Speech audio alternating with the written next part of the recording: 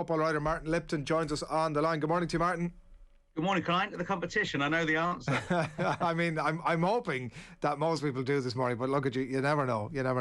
Great hype, obviously, Martin, and chat about the entire tournament that kicks off tonight. The expectation on England as well, which might be just be legit maybe this time around.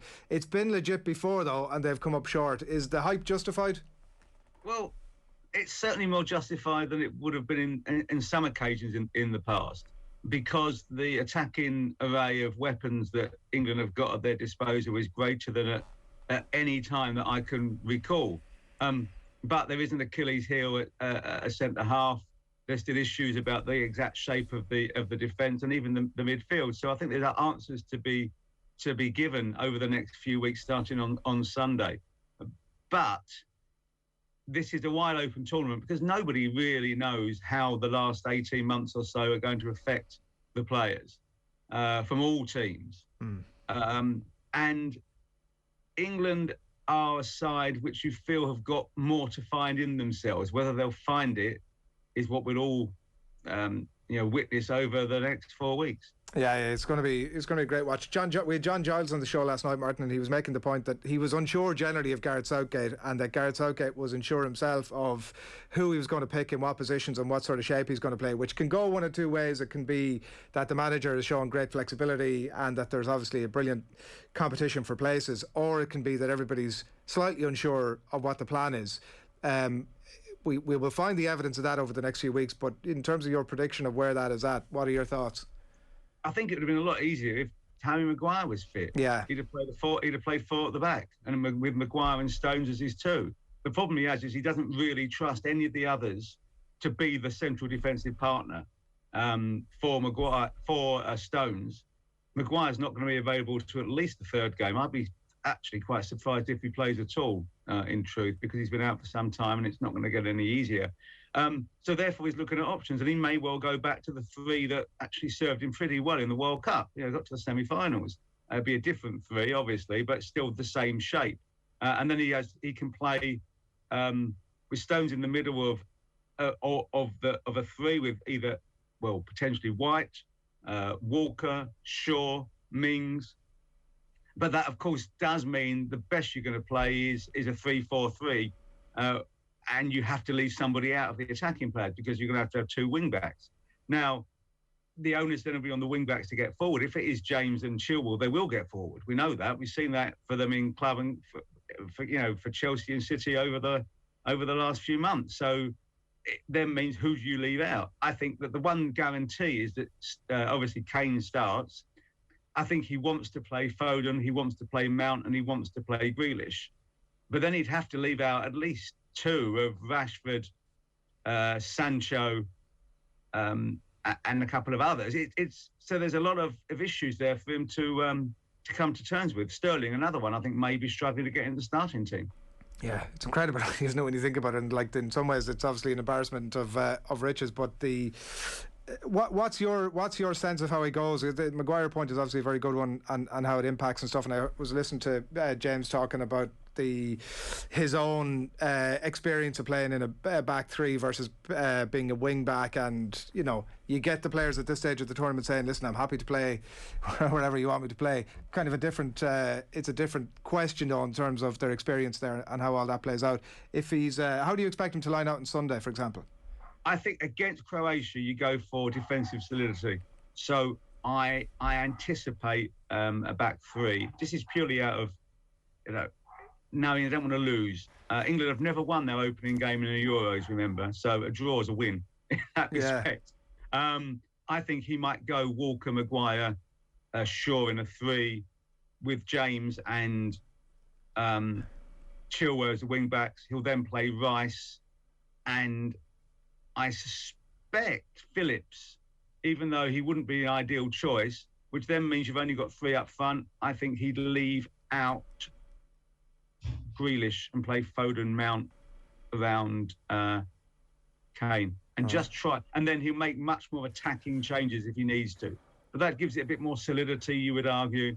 It does put huge reliance on Kane to score the goal. But then again, England do rely on Kane to score the goals. He's their best player. and he's also the most likely goal scorer, so that makes a degree of sense. And he loves, as we saw at the World Cup, the big occasion. That's a really interesting one that you mentioned, Mount up front in that three. I know it's been spoken about quite a bit, but I guess it doesn't necessarily always form itself as a front three then with Mount in that position, and as you say, he can drop a little bit deeper. His role will be very interesting in that, Martin. And could it almost be a front two with him almost dropping into a number 10 type role? He could do that, or Foden could drop in and Mount could play further. The danger with that, of course, if you've got no one running past Kane. Yeah. So that may be a thing that he goes into his thinking, and therefore but then you'd have to leave one of those out to bring in either Sterling or Rashford.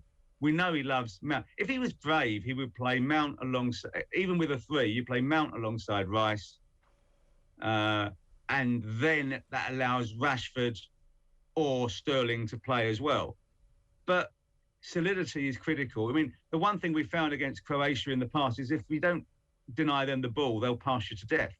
That semi-final in Moscow was proof of that. England got off to a flying start. Maybe they could have been 2 up, but the longer it went on, the more control Croatia had. Now, of course, Rakitic is gone now, but they still got Kovacic as well as Modric. They've lost Mandzukic, but they still got threat. They're a good team. They're a very, very strong, resourceful, physical team. So England have got to try to deny them possession, and when they do have possession, they've got to give them a proper wall to get through, rather than be open and exposed.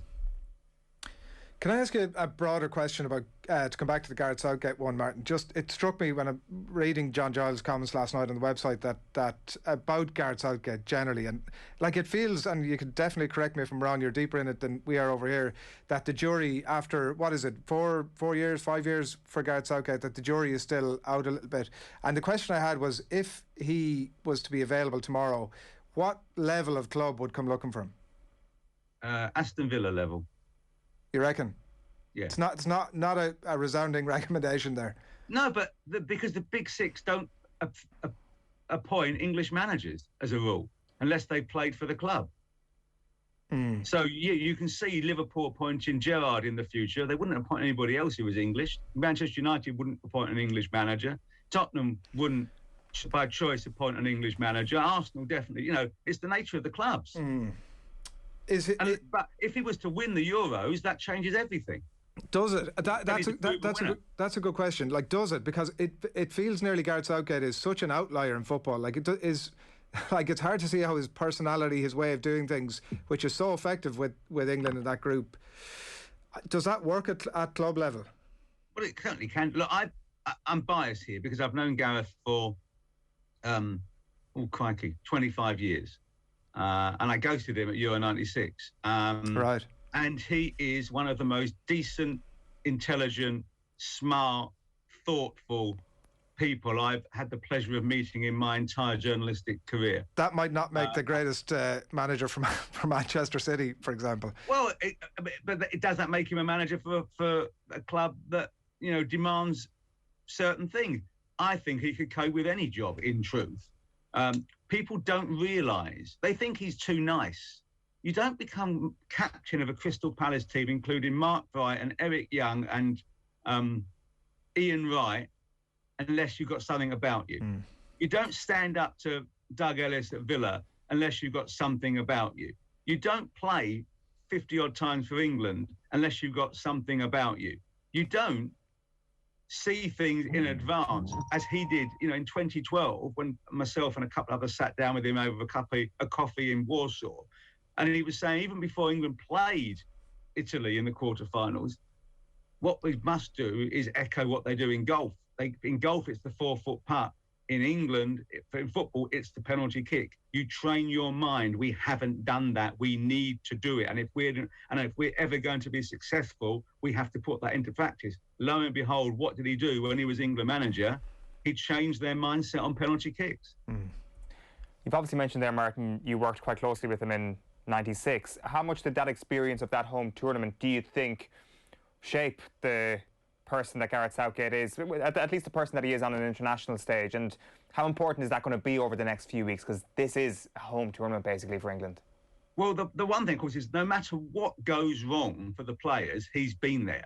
and worse, because it was on his shoulders. He was the one the nation, I'm not saying blamed, but he was the individual whose sole act sent England out of the tournament. So nothing the players do wrong could be worse than that. So he can give them that personal experience. He knows what it's like to be in an England squad training camp whilst a tournament is taking place in England, when the expectation and the excitement begins to build. And it tends to build slowly. It's like boiling something in a pot. It doesn't start immediately. It slowly heats up as the water heats up. And that's what will happen. And the pressure and the temperature gauge will rise. So he's able to be a valve for that because he's been there. What do you... sorry to kind of come down a tangent here now, Martin, but how does that phone conversation go after he misses the penalty? Is it like, Gareth, time to write your column? Come on, cough up some words, boy. I think it's fair to say that we both sides agreed it would be brief. What was it? Was he? How did you go on? Sorry. Well, no, but look at that moment, you know, we're talking about someone who was still grieving. Yeah. So you got to have a personal feel for the chap. What I would say is he was so resourceful. He did exactly everything he needed to do on the day. He did. Yeah. How long after? And then he could shut it down and move on with the rest of his life. And that's exactly what he needed to do. How long after were you talking to him? We were talking to him the next day. Right. Wow. Yeah. I mean, that's a nervous call for you to have to make, I'm assuming. Wasn't it? Look, it was no fun for anyone, but it was a quarter of a century ago. I had hair then. That's true. It will change. The connection between the fans, Martin, and the team, I've heard talk about a little bit over the last couple of days. We had Dem Delaney on our Euros show a couple of days ago, who spent a lot of time playing football in England and feels that once the tournament begins, that connection that exists between the team and the fans just gets, I don't know if repaired is the right word. It certainly wasn't the word that he used, but obviously in light of everything that happened at the Riverside Stadium not that long ago, I did wonder when I listened to him talk about it, whether from the England players' point of view, if it's as easily glossed over as that, and if this notion that obviously is almost a bit of a cliche in sport about we're doing it for the fans becomes a questionable thing now in light of those events. What is interesting, I think, is I think there's that survey by YouGov yesterday that still had 54% of England fans backing the gesture and 39% opposed, which I think is surprisingly high, because if you believe what you read, which apparently that the nation's opposed to this, it isn't. Most people in the country understand exactly what this gesture is about. Those who are booing it, I think they're finding an excuse to justify something else, something that begins with an R. No question about it. Like, you just had to look at that Brian Swanson, I think it's Sky, did a piece with some England fan during the week. Some so-called England fan, that's what I would call him. I don't know why he would be given airtime. And I've got another word for him, and it doesn't begin with R. It begins with another letter that's a similar sound. But there you go. Egypt was the word that came to my mind, and it's not anywhere near strong enough for him. And I think that might be that might be appropriate. And it was very clear from the probing from that your point is absolutely spot on. I'm actually surprised that the number is that low, that it's 54%. But do you think that, like, I mean, the England players, are going to be? They will have read that. They will have seen all of that stuff. Do you think it's possible, or that it matters, maybe is a better question, if a fissure exists between the fans and the players? I don't think it does, actually, because if they're, once the tournament starts, that takes over everything, particularly if England play well. And then the nation as a whole gets behind, and even those elements of the media who have, and I don't mean the sports media, by the way, here, I'm talking about other parts, or basically columnists and commentary people, shall we say, commentators, that's the word. It's too early in the morning. There's a lot of C words going around in everybody's head over the last few minutes. Yeah. People like, they're irrelevant anyhow. What matters is the football and how the players play for themselves, because this is about the 26 in the squad and the manager, the 11 on the pitch at any one time. The fans of a backdrop. Remember, we're only going to have 22,000 in Wembley tomorrow. And every single one of those players has been booed before. And even this booing, it will last a fragment of a second before it gets drowned out by the applause, and it's not relevant to how they play. And I think some of them will become more determined. Others will just ignore it. Most of them, they think they've made their point. They are convinced, and I think it's interesting that it's players like Jordan Henderson who are talking about the importance of this gesture. Not noticeably black, shall we say.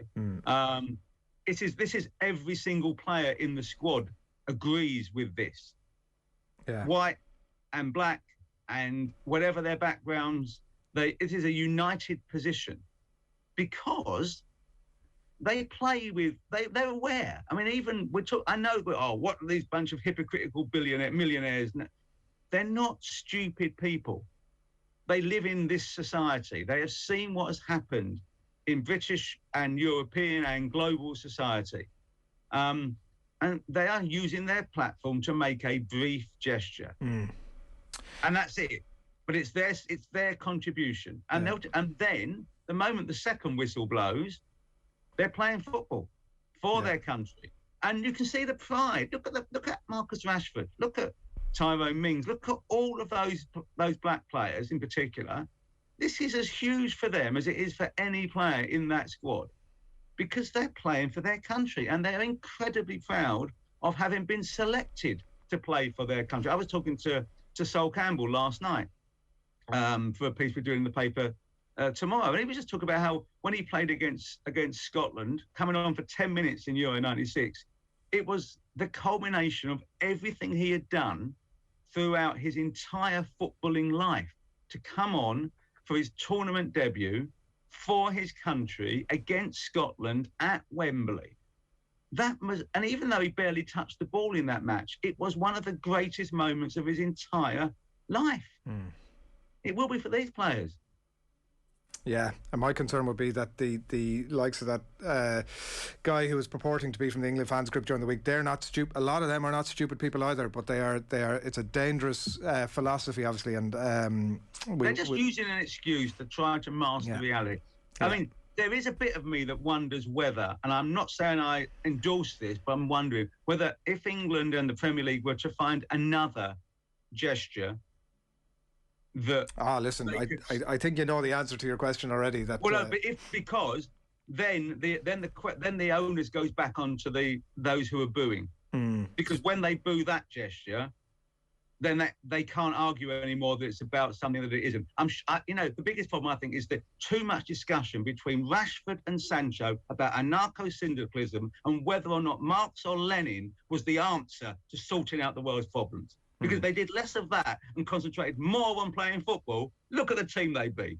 I know. Absolutely ridiculous. And we had it with Hungary during the week as well, and I did wonder afterwards if UEFA were sort of so obviously hell-bent on coming up with their punishments for all the teams who are involved in the Super League, put a little bit more thought into maybe deciding that Hungary shouldn't be allowed to have home fans at games. And I know we're obviously just through the only thing is you cannot mandate people to act if they don't want to.